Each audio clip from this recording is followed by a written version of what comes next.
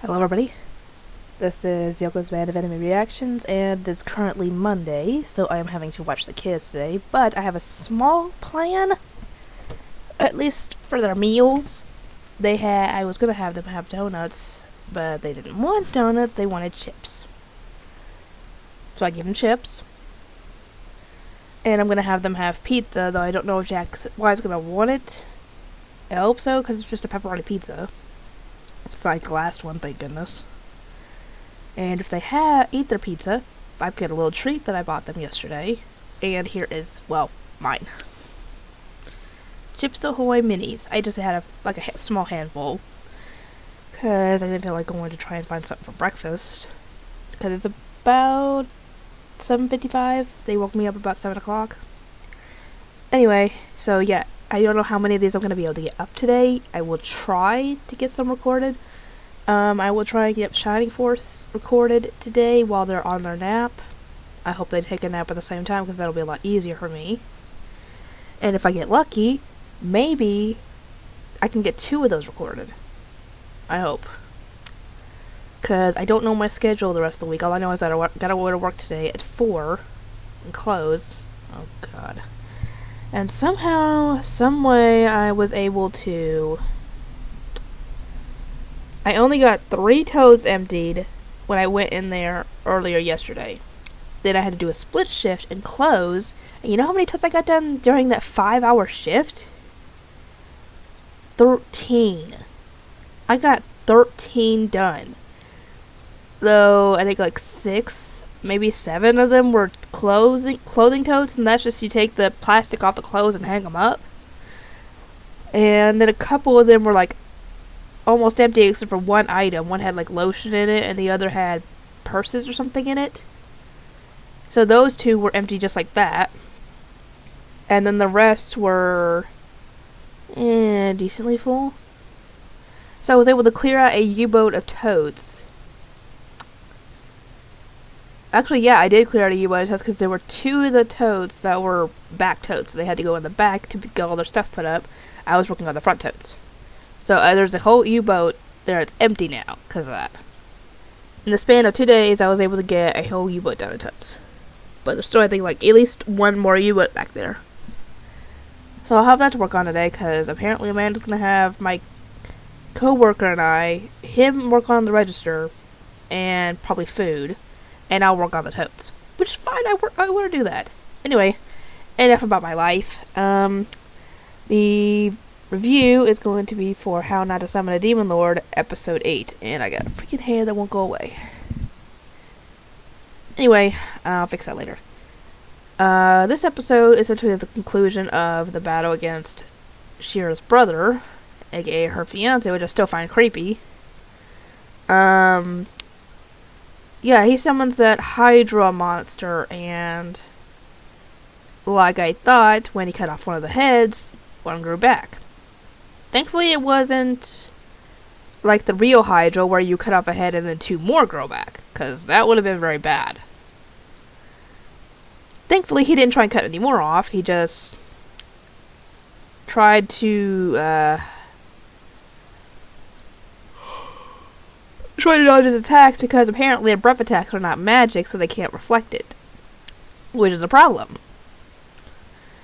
And I thought because he used 4 different attacks, I think like sand, wind, and 2 other attacks. And I was thinking those correspond to the cores on it looks like on its chest belly area on the front because the colors kind of corresponded to that.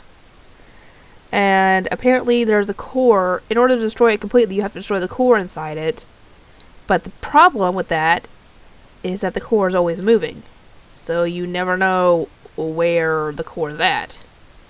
Sort of like the problem with fighting the Elder Toguro in Yu Yu Hakusho. He can move his brain and his heart anywhere in his body, so in order to kill him, you have to get rid of either one of those. But good luck trying to find them.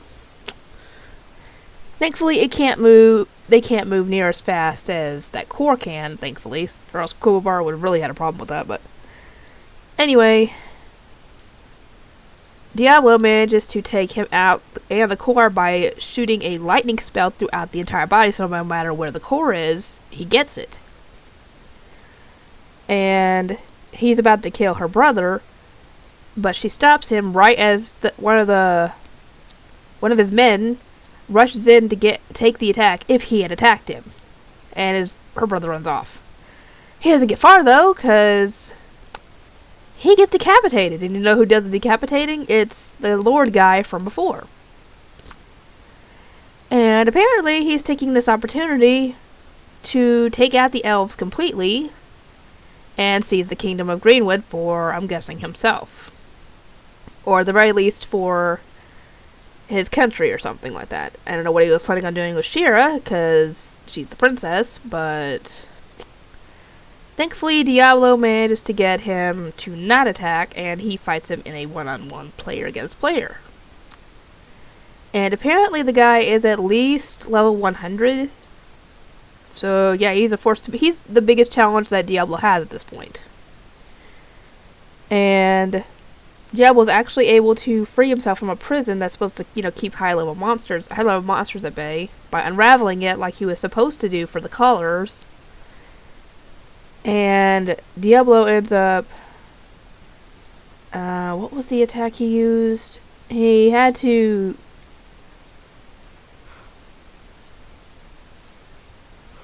since he had so much experience working on taking down sorcerers in the game before, he knows how to prevent his character from essentially being killed. Because the guy is using a sword, so he's not going to be able to reflect the magic like he usually does to win. So, yeah, and ignore the ticking, it's right here.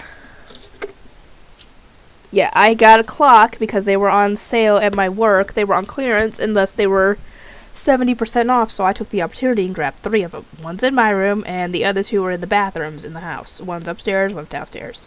Or, reverse that, but whatever. Anyway, that's where the ticking's coming from. I haven't found a spot to put it yet, because I was thinking of putting it back there. I'm sorry, back on the wall there. But I was originally thinking of putting it up there because there's a bunch of nails from where my mom's been hanging her wreaths. Oh, that'll give me a good spot too. Either way, I've got a few spots. Anyway, yeah, Diablo used, I'm guessing, grand magic against this guy, and the guy is still alive. And he's asking Diablo, why aren't you killing me? That will be your easiest guarantee of victory, And Diablo is essentially not going to do it. So he has to get up and retreat because Alicia's going to go and report all this to the Emperor. And I think the Emperor is probably more inclined to believe her because, yeah, if this guy was to try and do a report, he'd probably paint it completely different. But, yeah, he goes back to his home. And Shira is obviously devastated. Oh, and I actually noticed something when I was watching this. Apparently in this world, when you're decapitated, you can still have a moment of talking, because when he got decapitated, her brother said one thing. Shira. Before he essentially couldn't talk anymore. So apparently you can't talk when you're decapitated. At least in that anime anyway. I don't think that works in real life. As far as I know. I could be completely wrong. Anyway, yeah, she's obviously upset because, in a way, she still cared about her brother from back when they were kids, but apparently something changed between then and now because he's all obsessed with putting a baby in her. So, yeah, something changed. So, yeah, now Diablo's got a rest from all that craziness, and the guildmaster comes by and offers him a cheap alcohol that's apparently supposed to replenish his magic. And he actually mentions that he has never drunk before, so he figured that in Diablo's form, he should be able to handle alcohol really easily. He drinks 1 cup, and he's drunk. And the funny thing is he gets all touchy-feely when he gets drunk. At least he thought she was, because she thought she was a pillow. And, he gets to 3rd base. As far as I could tell. And then he passes out. So yeah, now she's stuck with a drunk Diablo, who essentially is cuddling her at this point. Yeah. Anyway, I will try and get some more of these videos edited. Oh god, I'm so tired. I hope to God that my nephews go to school tomorrow and that I don't have to go to work tomorrow, not school. I don't school anymore. Anyway, for those of you who've already recently subscribed, I've gotten up to 632, which is crazy, in my opinion. If I hadn't lost all those 30 subscribers before, it would be up to 662. Which I'm still glad that I lost all those 30 because those were fake subscribers, so it didn't matter. Anyway, I hope you guys enjoy the content, and I hope you find something, at least one thing on here that you enjoyed that's ongoing, because then you got something you know to look forward to. But if there is an anime you want me to watch, feel free to request it, and I might pick it up at some point. You never know, it just depends on what the show is. If any of you dare to suggest Boku no Pico, I will flat out refuse, because I am not doing that show. I wouldn't be against doing Interspecies Reviewer, though. Because I've already seen the first episode, and I don't know if Kiss Anime is going to be getting any more episodes, but probably not, because even if it got all the dubbed episodes, it'd be only up to episode 3. So, yeah, I don't think I'm going to be doing that one. Anyway, I hope you guys enjoyed it, and I will see you all next time.